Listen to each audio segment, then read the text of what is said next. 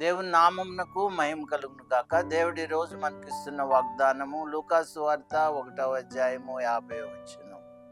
ఆయనకు భయపడు వారి మీద ఆయన కనికరములు తరతరములు. మనం ఆయనకు భయపడినట్లయితే ఆయన యొక్క కనికరం, ఆయన యొక్క ప్రేమ, ఆయన యొక్క కృప మనము అనుభవించడం మాత్రమే కాదు, మన తరతరములు పిల్లల తరముల వరకు ఆయన అనుగ్రహించే దేవుడు. కాబట్టి తల్లిదండ్రులు దేవునికి భయపడితే అది వారికి మాత్రమే ప్రయోజనకరం కాదు, కానీ వారి పిల్లలకు కూడా అది ఆశీర్వాదకరంగా ఉంటుంది. కాబట్టి మనం దేవునికి భయపడతాం, దేవునికి విధేయత చూపిద్దాం.